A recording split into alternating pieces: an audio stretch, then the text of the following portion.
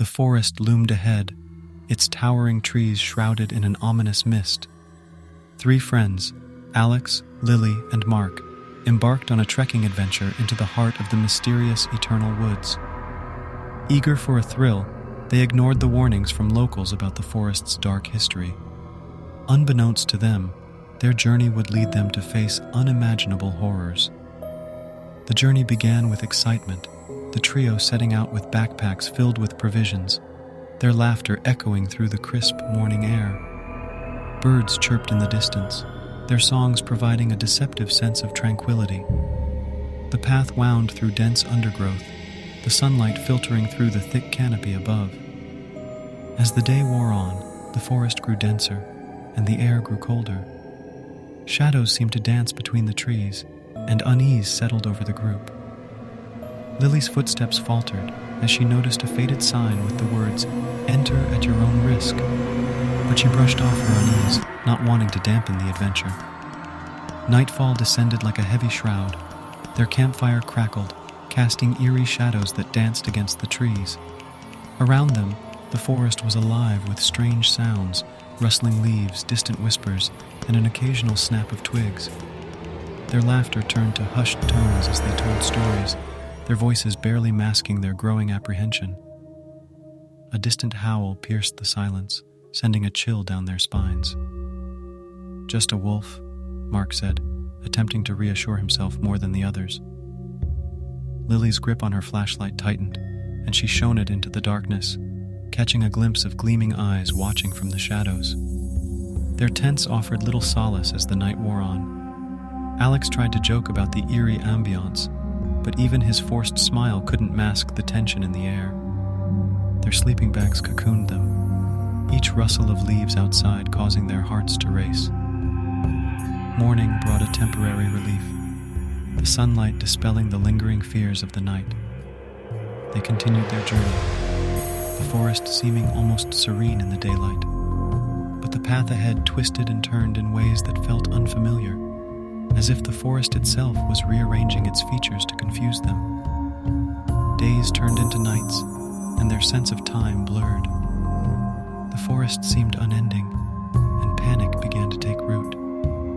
Lily claimed to hear her name whispered on the wind, her gaze darting nervously between the trees.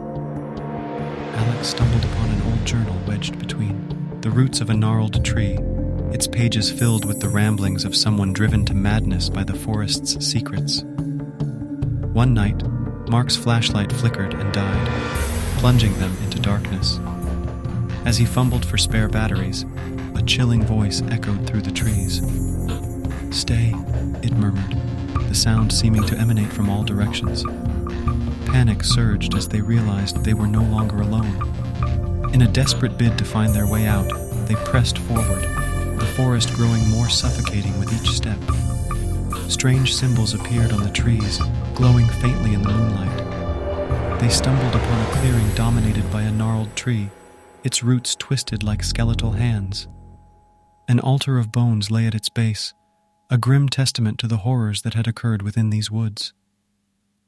Lily's voice trembled as she pointed to the sky.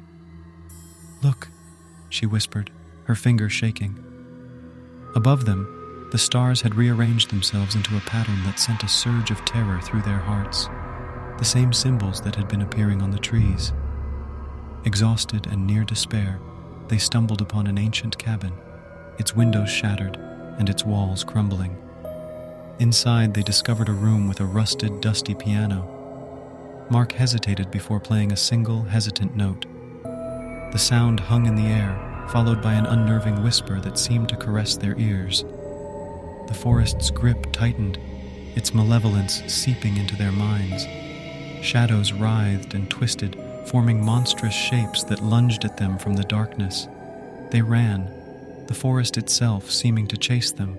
Their breath came in ragged gasps as they burst through the trees and into a clearing, the cabin nowhere in sight. In the clearing, a statue stood, its stone eyes fixated on them. Its gaze seemed to penetrate their very souls, filling them with an overwhelming sense of dread. The forest's whispers grew louder, mingling with anguished cries that seemed to come from all around.